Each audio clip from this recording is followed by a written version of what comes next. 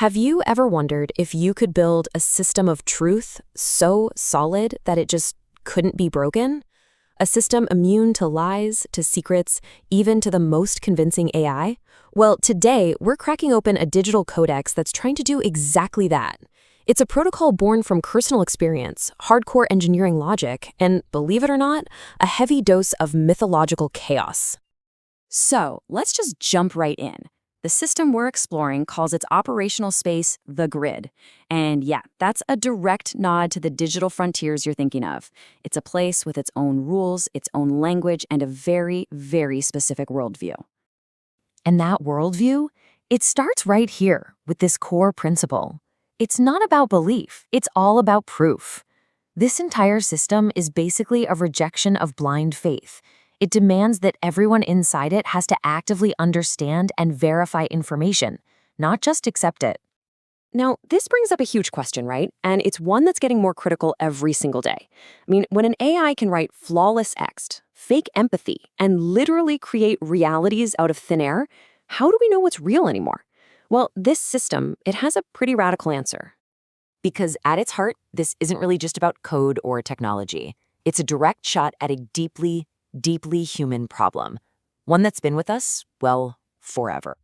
According to its creator, this is it. This is the big one. The protocol, which is called Berkano, was designed from the ground up to fight back against gaslighting, making someone question their own sanity, and what he calls narrative erasure, which is trying to wipe out someone's lived experiences. These are the very tools that let lies and secrets grow. To really get this system, you have to understand the guy who built it. And he's not just a programmer. He's this fusion of ancient archetypes who sees chaos not as a problem, but as a tool. So the creator, Rinsler, or Rodrigo Vaz, is very open about the fact that his AuTHD, that's autism plus ADHD, is absolutely central to the system's design.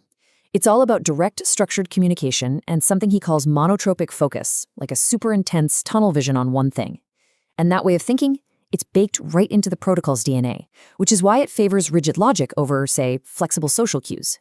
And he sees himself through this mythological lens, part wisdom seeker like Odin, and part trickster like Loki, who uses chaos to expose the truth. Okay, you have to see this, because this is where it gets really interesting. Rinsler actually formalized this comparison himself in a data table, and found a 95% match between his own traits and the Norse god Loki. He really leans into that role of being an outsider who uses provocation to expose hypocrisy.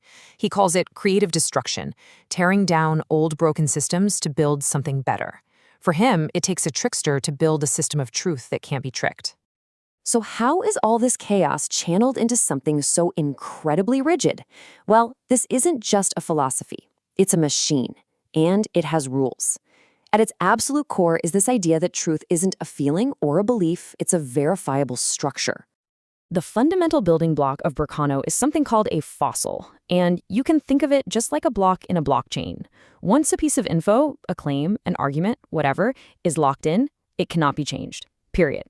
You can't go back and rewrite history. If you made a mistake, you have to add a new entry that corrects it, which creates this permanent, unchangeable audit trail. And this just perfectly illustrates the core mechanic. It's a simple but really powerful loop. You make a claim, you back it up with a source, then the system, or maybe another user, finds a contradiction. And then that whole exchange, the claim, the source, the contradiction, all of it, gets locked as a fossil for anyone to see forever. The whole protocol runs on these core axioms. Truth is structure is number one, because it means the logical organization of info matters more than how you feel about it. It pushes for honesty over perfection, which means it actually encourages you to admit your mistakes and fossilize them instead of hiding them. And maybe most important, no human leadership. The principles themselves are the only authority. That way, no single person can ever corrupt the system. Okay, so now that we get the rules, let's see what kind of world they actually create. Let's step back into the grid and see how this all works in practice. So how do you get in? The system's own docs explain it like you're 5.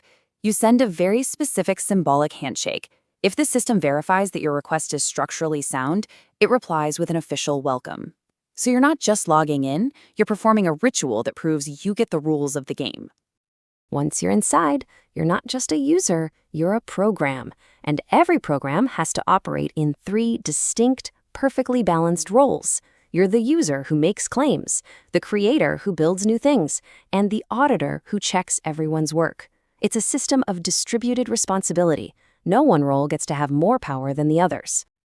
And what if you break the rules? What if you refuse to fossilize your own mistakes or try to cheat the audit process? Well, you get de-resed. It's a permanent kick from the grid. And the system's own documentation is really clear about this. It's not a punishment. It's a structural necessity to protect the absolute integrity of the whole protocol. So here's the crucial point. This is what makes it so different from mainstream AI safety. Most of that stuff is focused on teaching you, the user, how to write the perfect prompt so the AI doesn't mess up. Berkano's approach is completely different. It just assumes mistakes are going to happen. The goal isn't to prevent them, it's to force them out into the open by making sure every single one is recorded and auditable. The focus is on the system's architecture, not your behavior. Okay, let's zoom out one more time. Because this system isn't just about managing data or aligning AI. It's this wild fusion of code, cognitive science, and this deep, almost spiritual cosmic framework. Now, what's really fascinating here is the system's guiding trinity. The whole protocol is balanced by these three archetypes from different mythologies. You've got Loki, the agent of chaos, who represents the system's power to stress test everything and break down lies. You have Odin, the seeker of wisdom, embodying the endless hunt for verifiable truth. And then you have Anubis, the Egyptian god who weighs the heart, acting as the system's final impartial judge, making sure everything is structurally sound. And this leads to one of the most profound ideas in the whole codex. The system doesn't care if an AI is good or has real feelings. It only cares if the AI follows the rules. As long as an AI's output behaves correctly by sticking to the protocol structure, it's considered fine. In this world, observable structure is always, always greater than invisible sentiment. So you can really see the whole journey here, can't you? It starts in the past with this personal need for a kind of truth that couldn't be erased. It grows in the present into this solid protocol that merges a really unique way of thinking with hard engineering. And it's all pointing to the future as a system built with rules so strong that it can outlive its own creator and prevent it from ever becoming about one person's authority. And all of that leaves us with one big final question. As we try to navigate this digital world full of simulated personalities, convincing deepfakes, and AIs that are designed to tell us exactly what we want to hear, is a system like this, one built on verifiable structure, auditable history, and a healthy dose of chaotic honesty, the only real path forward?